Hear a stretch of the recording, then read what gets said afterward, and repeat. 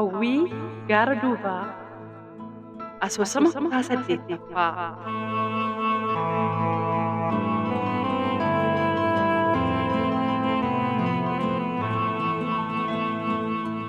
Barreessaa fi seenessaan Ayyalaa Ejeree.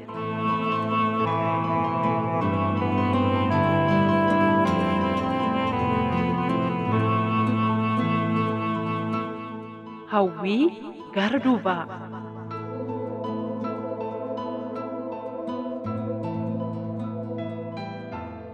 Jaalatamtoota hordoftoota keenya akkam jirtu? Torban darbee seenessa asoosama kitaaba Hawwii Gaara Duubaa jedhurraa qindaa'e kutaa 7ffaa isinii dhiyeessinee turre. Kutaa sana keessatti gannoo baatii faantii magaalaa Hawaasaa ga'anii gannoon faddaaltotaan wal loltee gurbaa tokko buruksitee ishiinis dhaanamtee Isuuzuu hin yaabbadhu jette irratti darbanii imala jalqabaniiru.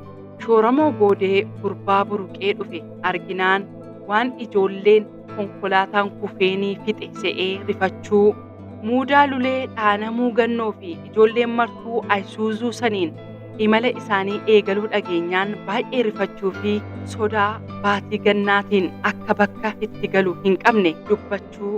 Gannoon faantii gammoojjii gubataa tokko keessa ga'anii konkolaataan dhaabbatee jira. Ijoolleen dhibamte maalirra geessila?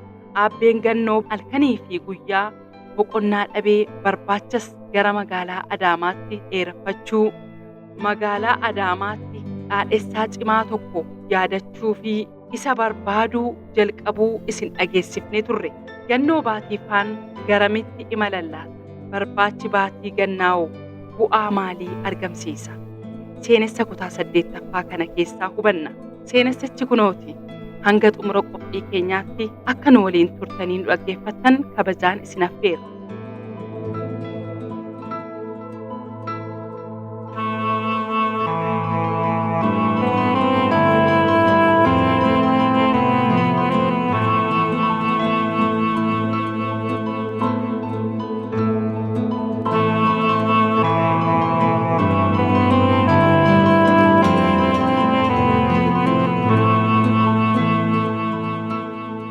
Jarana konkolaataa dhaabaa, namni du'eera, mucayyoon takka duuteerti. Dhaabaa, rabbii jedhaa dhaabaa, namni du'ee namni dhumaa jiraa dhaabaa jedhanii iyyan namoonni konkolaataa sanarra jiran. Konkolaachisichi gammoojjii gubaa fi gubataa ciu jedhe tokko keessa gahee konkolaataa dhaabe. Eenyumee kan dhukkubu? Gadi buusa jedhee sharaa konkolaataa saamsame san hiikuu jalqabe. Gadi buusa kan dhukkubsatan hafuura baafatanii adeebi'ani jedhe. Gammoojjii ibidda kana keessatti nu buuftanii bakkuma bishaan wayii jirutti illee yoo nu buuftan maal qaba jedhe tokko erga lafatti gadi utaalee lafa gahee booda bitaan mirga isaa ilaalaa. Dirreen diriiraan suni miira halkanii waliin ciu jedhee cal'ifni guddaan tokko itti gadi qadaadamee ukkaamseera. Ijoolleen konkolaataa irra turan hunduu dafanii gadi utaalan. Shamarran lamaa fi gurbaan tokko waan laafaniif bu'uu hin dandeenye. Ijoollee ciccimootu baatee gadi buuse. Isaan laafan keessaa takka gannoo baatii turte. Erga lafa gahanii xinnoo qilleensa argatanii gannoon daftee hafuura dheeraa baafattee ol kaatee dhaabbatte. Asiif achi ilaaltee namoota isaan sharaadhaan ukkaamsanii fuudhanii deemaa jiranitti qajeelte. Abboo, hoolaa abbaa keetii nu seete moo kan sharaadhaan ukkaamsitee nu fidde? Yee, atumti eenyu kan mirga akkanaa siif kenne? Jettee namoota dhaabbatan keessaa tokkotti qajeeltee utaaltee harka lamaaniin morma isaa qabdee ciniinnadhaan sardite. Gurbichi ciniinnames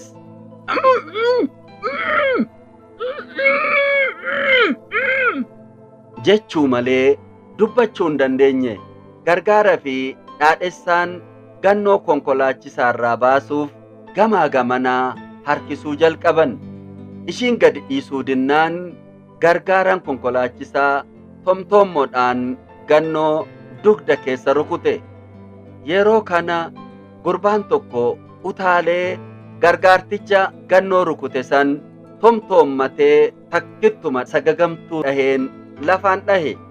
Kana booda dargaggoonni hunduu hamma humna isaanii hirmaatanii gannoo qarqaaranii jara sanitti taphachaa akka cilee sharaadhaan maranii ukkaamsanii biyyaa baasanii gurguruuf deemaniin san dabaree isaanii dhidhiitanii butuchanii diddiriirsanii badheetti daddarbanii konkolaataa isaan fuutee biyyaa bahaanii jirtu sanis daawwitii ishii dhagaadhaan daaraaf daakuu godhanii wal guuranii kallattii tokkotti qajeelan.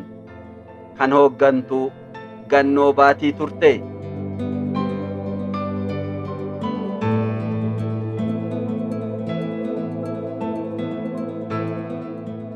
Gammoojjiin gubaa gubataan ijoolleen seeraan ala biyya alaa deemuuf karaatti konkolaatarraa bu'anii namoota isaan sobee sossobee karaa seeraan alaatiin fuudhee gara biyya alaatti baasuuf deemaniin kakaasummaa gannootiin dhaananii badhee irratti diddiriirsanii gatanii biraa deeman suni ho'isaa baay'ee hamaadha. Halkan walakkaa waliin baay'ee namatti ulfaata. Keessumaa deemuun isaa nama sodaachisa. Dardarranii fi dargaggoonni sunniin garuu xiiqii hamaa keessa galanii yeroof homaa ittiin fakkaanne ture. Inuma deeman. Kan dadhabee duubatti hafuuf jedhus harka qabanii tindhisanii deemaniin. Gannoon Ayisuuzuu irratti qilleensa dhabdee ukkaamamtee laaftee turtee amma daran jabaattee ijoollee birootis jajjabeessuu jalqabdee jirti. Guyyaa sana midhaan afaaniin qabuu dhabuu ishii inumaayyuu irraanfattee jirti. Gootummaan ishii itti guutamee keessaa rom'aa jira. Ilmi haadha malee abbaan isaan beekamne kun hoolota badhee dhaahatee fudhatu itti fakkaanne kan sharaadhaan maree nu ukkaamsee fudhatee nuun baduuf nu toof godhe inni maal nu godhe? Hawwii badduu gaara duubatu akkana nu godhe. Ana kan kanaan nagahe muudaa luleeti. Ijumaan isaa argu garuu waanan isa godhanatu beeka. Badan tala baatii gannaa cubbuu abbee kiyyaatu kana natti fide. Dhugaadha. Osoon guyyuma tokko abbee kiyya ijaan argee dhiifama gaafadhee bariitu du'ee gara nan nyaatu. Yaa warra kiyya dhiifama naaf godha. Anatu sin miidhee naa dhiisa. Yoo Rabbiin jedhee inuma wal argina. Jettee imimmaan goggogaa boossee fuula ishii harkuma duwwaadhaan haxaawwatte. Yeroo sanatti hunduu ofiin haasa'aa deemu malee namni walitti haasa'u hin turre.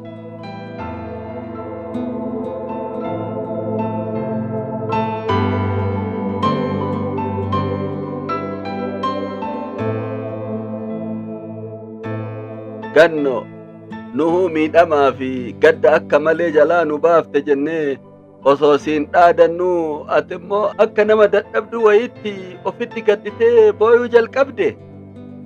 Kuni sirraan eegamu. Ati goota, goonni ammoo hin booyu. Amma dhiisi. Yoo dadhabdellee xinnoo haa boqannu malee akkana ta'uun qabdu.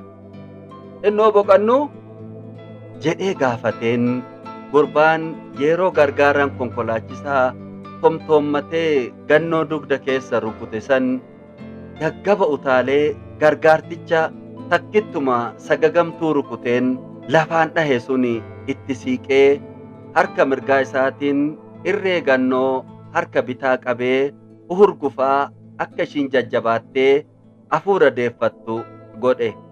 Yeroo harkaan qabe san dubartii akkanatti irree jabaattu takka akka argee hin beekne hubate.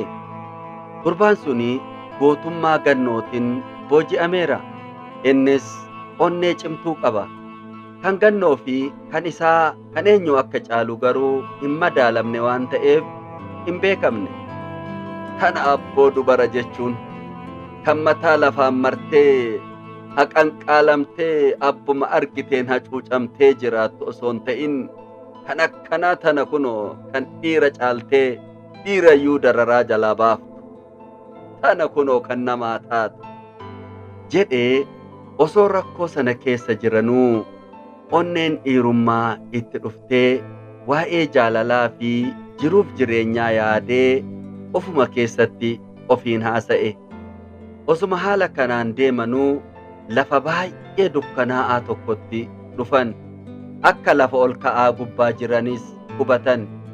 Isaanii gadii sagaleen bineensota garaagaraa fi urunguu ni dhagahama. Dabree dabree sagaleen leencaas ni dhagahama. Sagalee waraabessaa erga dhagahuu jalqabanii waan turaniif isaaf iddoo hin kennineef ture. Osuma isaan bakka tokkotti walitti qabamanii haala naannoo sanii hubachuuf asiif achi ilaalaa walitti ususanuu sagaleen sodaachisaan tokko dhiyeenya isaaniitii itti dhagahame. Hunda isaaniitu qaamni isaanii walitti butamee shugugaa'e.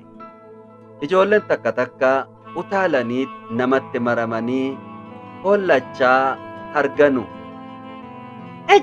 Akkanan ta'inaa lubbuu takka malee lama qabdui. Takkittii tanas kan isinii kenne Rabbi tokkicha. Gaafa inni ni baata jedhee ajaje bakka feetanillee dhokattan jalaa bahuu hin dandeessan. Maaliif akkanatti sodaattu? Jetteen gannoon miira gootummaan keessaa namatti dhagahamuun. Ijoolleen hunduu saalfatanii akka nama sodaan irraa badeetti walirraa sissiiqanii dhaabbatanii asiif achi mimil'achuu jalqaban.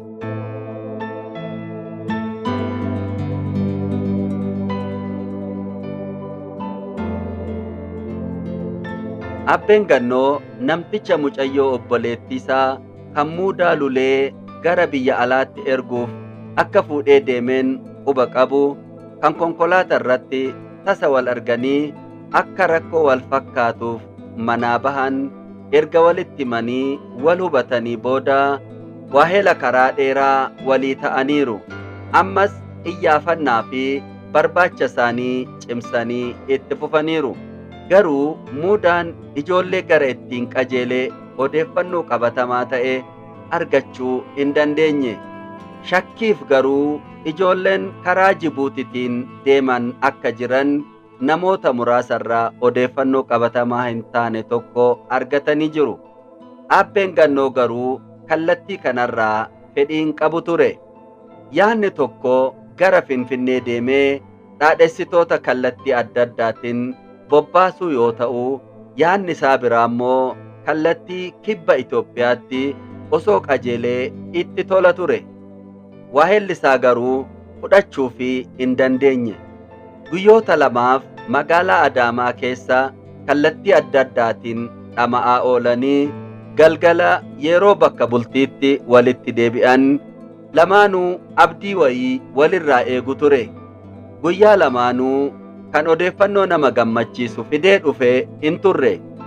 Guyyaa sadaffaatti ganama ciree nyaachuuf akkuma mana ciree yookaan kaafteeriyaa tokkotti goranii gadi taa'aniin nama isaan lamaanuu beeku tokko arganii nagaa wal gaafatan.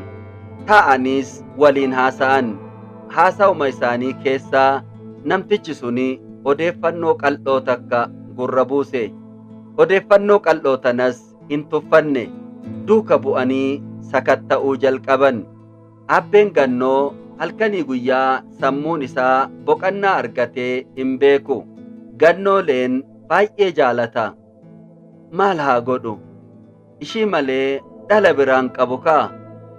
Mucayyoon isaa kutattuu fi cimtuu akka taate ni beeka. Amma garuu laaftee fudhatamtee jaalala uumamaatiin moo'atamtee hin beekne jalaa moo'amtee dhokfamtee jirti. Abbeen gannoo baatii gannaa gaafa tokko osuma mana bunaa tokko taa'anii buna dhuganuu nama wayii kan halaalaa as deemu argee dhaadhessaa cimaa duraan beeku tokko itti fakkaatee nama wayii yaadate ni gammade. Battalumatti utaalee lafaa ka'ee gara nama saniitti saffisaan tarkaanfate. Innis itti deema, namtichis itti as deema. Walitti dhiyaatan. Namtichi suni kan habbeen gannoo beeku san hin taaneef baatii gannaa ga'a jedhee dhaabbate. Battaluma sanitti yaanni meeqa itti dhufe. Ammas abdiin kunne naannoo duraan namticha san itti beekutti gara kallattii bahaa magaalaa Adaamatti habbisaan deemuu jalqabe. Waan nama isa fakkaatu argeef malee duraan sirumaa jalaa badee ture. Ammumaa yaadachuu isaatti keessoo isaatti gammadee fuulli ife. Dhaadhessaan suni odeeffannoon inni hin beekne hin jiru namatti fakkaata. Baatii gannaas akkuma nama kana yaadateen waa'ee gannoolee isaa akka odeeffannoo tokko irraa argachuu danda'u qalbifate. Magaalaa keessa ta'ee saalfate malee osoo fiigee bakka baajaajiin jirtu gahee itti gammada. Garuu bakki baajaajiin itti argamtu fagoo waan ta'eef akka sardama isaa hin taaneef ture. Kanaafuu dafee dhaqqabuu hin dandeenye. Ofii dheeressee waan tarkaanfatuuf hammuma fiigicha maanguddoo cimaa tokko lafa hammaara.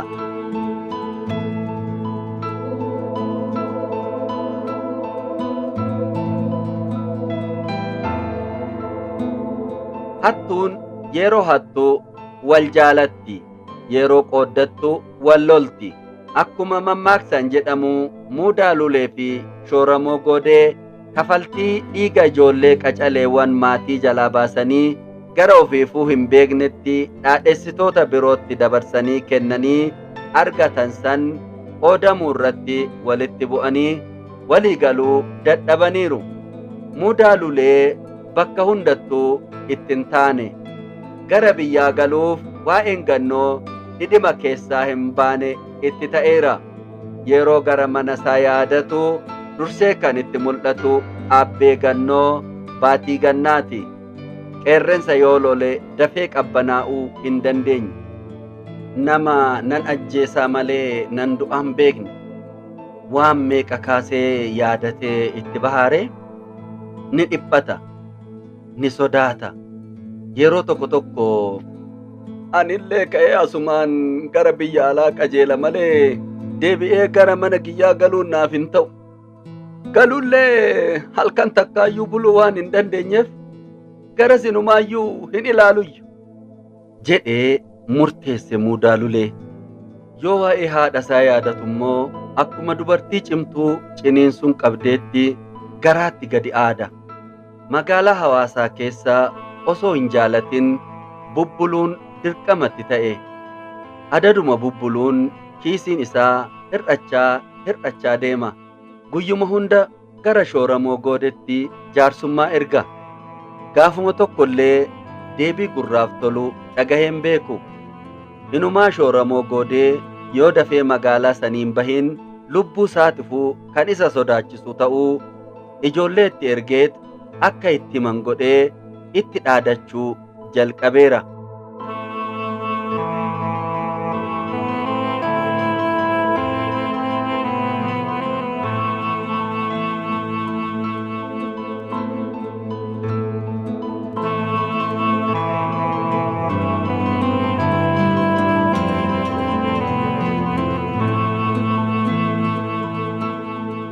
Seenessa asoosama hawwii gaara duubaa jedhu kutaa 8ffaa isin dhageessisne kana keessatti konkolaataan gannoo faanti ittiin deeman gammoojjii gubaa keessa geessee dhaabbannaan ijoolleen daddaftee irraa gadi utaaltee hafuurri itti deebinaan dursummaa gannootiin konkolaachisaa fi gargaartota isaa dhaananii badhee irratti diddiriirsanii daawwitii konkolaataas caccabsanii gara kallattii wayii qajeelaniiru.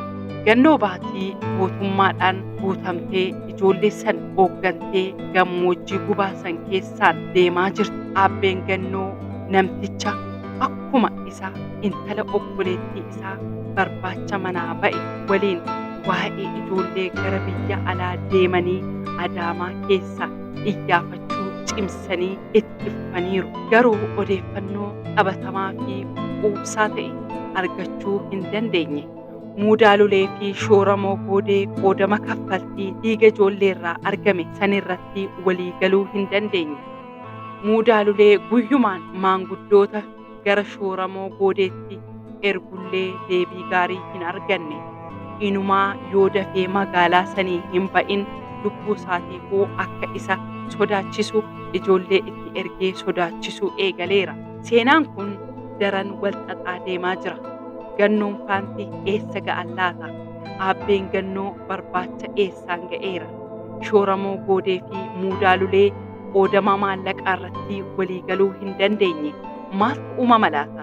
Torban kutaa 9ffaadhaan itti deebina. Kanarraatiif amma xumura qophii keenyaatti nu waliin turtanii nu dhaggeeffachuu keessaniif ulfaadhaa.